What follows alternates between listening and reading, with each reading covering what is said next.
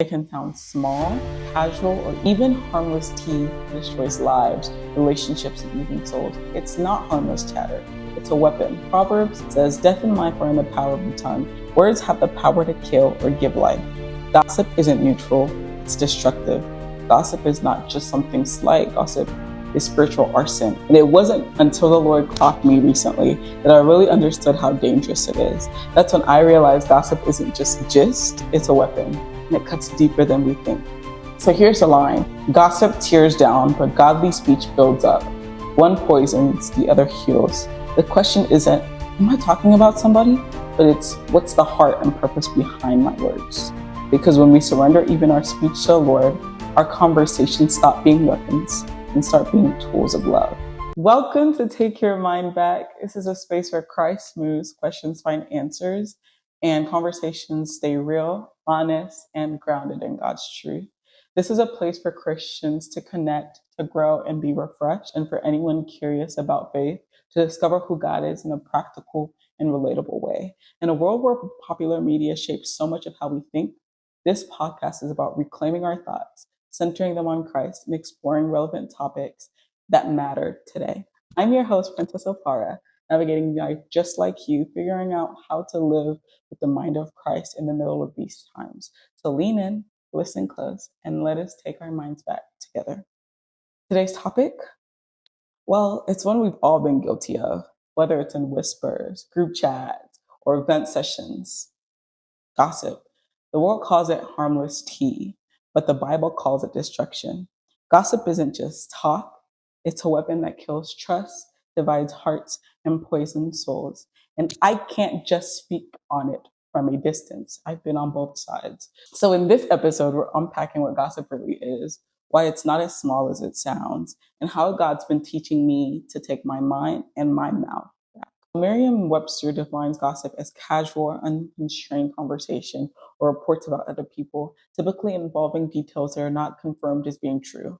Cambridge says gossip is conversation or reports about other people's private lives that may be unkind, disapproving, or not true. In other words, the world frames gossip as just talking behind someone's back, sharing private info, or spreading rumors. It can sound small, casual, or even harmless tea. Gossip is a sin that destroys lives, relationships, and even souls. And we're going to get into that today. It's not harmless chatter. It's a weapon. Proverbs 18:21 says, "Death and life are in the power of the tongue, and those who love it will eat its fruits." Words have the power to kill or give life. Gossip isn't neutral. It's destructive.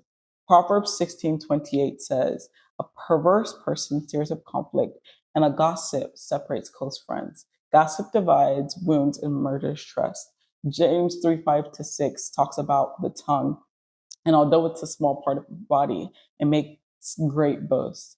Think about it. When you think about gossip, gossip is not just something slight. Gossip is spiritual arson. It destroys reputation, it destroys relationships, it destroys destinies. Romans 1, verse 29-30 is talking about Paul listing all the sins that show a depraved mind. It talks about gossips, it talks about slanderers, it talks about God haters. And it's interesting because in the world, it's been positioned to look so small. It's been positioned to look so minuscule. And because of that, it's so generalized, and people go forth and do as it is, almost as if they're dropping a pin. In reality, it's almost like you're dropping a knife. My definition: gossip is a nicely packaged knife or a sweet tasting poison.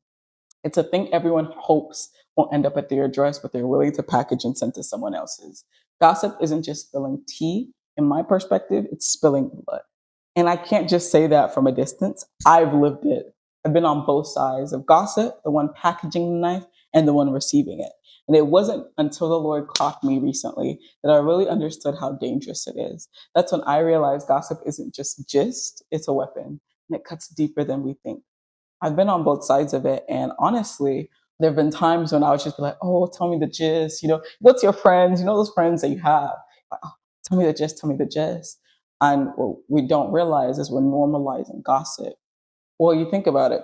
So if it starts in person one and person one's like, so and so said this to me about my mom or her mom or her insert there. You know what I'm saying? By the time it gets to the fifth person, the sixth person, the seventh person, because the thing about gossip is not just that it's storytelling, it's over dramatized storytelling, because perspectives shift, The way people, I mean, we can't even play telephone well. So we think we can transfer information about other people. And it's like, it gets to a point where it's like, is that what really happened? Or are you telling me the 15th dramatized version? Because that's really what it becomes. It stops being about truth. It starts really being about getting pleasure from the demise or the bad doing of somebody else's. And that is not Christ like. Well, the Lord clocked me on it. And He really made me realize that He really made me realize that it was outside of His character. If God is not sitting in heaven gossiping about all the things I've told Him, why am I sitting on earth gossiping me about the things? Mind you, it's not even your business. Most of the time, it's not our business. Why are we having these conversations? And what's important to me outside of what it does is what gossip, how and who gossip affects. On the victim, it equates to broken trust, reputation harm, isolation. On the gossiper, it's sin on the heart, distance from God, and then you're lacking peace because we're yapping about somebody's child. And I think a lot of times when I used to think about it, I was like, oh, words are neutral. I'm just sharing the story that I heard from so and so. But words are never neutral. The Bible talks about in Proverbs 18:21, life and death are in the power of the tongue. So it's either you're speaking life or you're speaking death. There is no in between. And like I was saying earlier, being surrendered to the Lord means being surrendered in our speech. And it's being accountable unto the Lord and humble, according to James 3. So I challenge y'all, pause before you speak and ask yourself, does this show the love of Christ? And we're all called to love our neighbors. So it's like, are we showing love to our neighbor in what I'm about to say? I know we all struggle with this, and I'm not above it. I've been there, done that.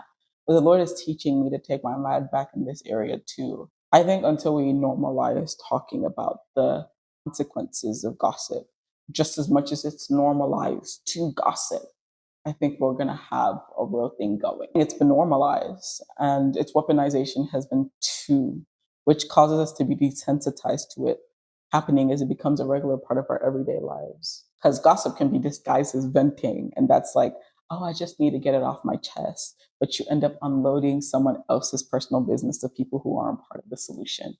In friend groups, church circles, sharing prayer requests that reveal private details of someone else's life that they didn't give you permission to share. Oh, let's pray for her. She's struggling with her marriage. It can happen in school or work settings, talking about a professor, boss, colleague behind their back, turning small frustration into facts that spread. And then we're spreading rumors about promotions, relationships, mistakes, classmates.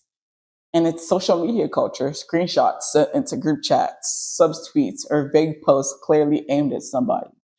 It's following celebrity gossip pages and reposting rumors. It's to following tea and shade, my dear. Unfollow them now. You're teaching your spirit to gossip. Because one thing I realized was the Lord first clocked me on this. One thing He had to tell me was that, Princess, as I'm working on you so that you don't personally gossip, don't engage with gossipers. I'm not talking about your community. That's a whole separate video, a whole separate episode. I'm literally talking about channels, the people you are following on social media alone. That one auntie, that one person that just every time, oh my God, did you see what Baba is doing this week? Oh my God, did you see? It seems small, it seems futile, it seems calm. So you're just like, oh, you just find them talking about, oh, which new baby they have, which new marriage they're in, which new person they're talking to.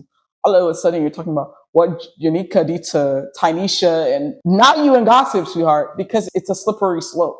It starts by letting your ears be itchy. You're like, oh, I want to hear that new gist because you're not a monitoring spirit. You don't need to monitor celebrities. You don't know them. Why do you care? So this is for you, the person that's looking away from the camera. This is for you, the one that thinks perhaps I should unfollow T and shade. This is your sign. It's time. And then let's talk about family drama. We're talking about that one sibling, that one parent, that one cousin to another person instead of directly addressing the issue. It's using family WhatsApp chats to update everyone about everybody else's choices. And it's crazy because coming from a Nigerian home is something that can somewhat be familiar. But just because it's familiar doesn't mean it's right. My job. Romantic relationships, you're telling your friends about everything your partner are doing. And then friends speculating about who likes who broke up with who, etc. There has to be a fine line. And the fine line is really realizing what is the intent of this conversation. If it's something praiseworthy, you're talking about somebody to lift them up, encourage others, or highlight what God is doing in their life. For example, she's been working so hard in her classes and I admire her discipline. That's not, she's failing her. Number two, when it's solution focused in the right channel, it's sharing information with a mentor, counselor, or leader for the sake of support, guidance, or intervention. It's going to a pastor about a friend who's struggling, not to spread info, but to get help. When it's direct and not behind the back, addressing the person themselves with humility instead of creating side conversations. Literally written out plainly in Matthew 18:15. If your brother sins, go and point out their fruit just between the two of you. When it's testimony or transparency with consent. Somebody chooses to share their own story, either good or bad, as a way of encouraging others. And finally, when it's accountability, talking to a trusted accountability partner about your own struggles, not someone else's private business. So here's the line. Gossip tears down, but godly speech builds up. One poisons, the other heals. The question isn't, am I talking about somebody? But it's, what's the heart and purpose behind my words? Because when we surrender even our speech to the Lord, our conversations stop being weapons and start being tools of love. And that's what this generation desperately needs. Why is it important? The Lord hates it. It dishonors our neighbor and it fails to show his love. Proverbs 6:16-19 lists things the Lord hates, including a lying tongue and a heart that devises wicked schemes. Gossip fits right in there. It tears down instead of building up, even though our words hold the power of life and death. Think about it. God literally created the entire world with his words. So what kind of worlds are we creating with ours? Gossip isn't small, it's sin.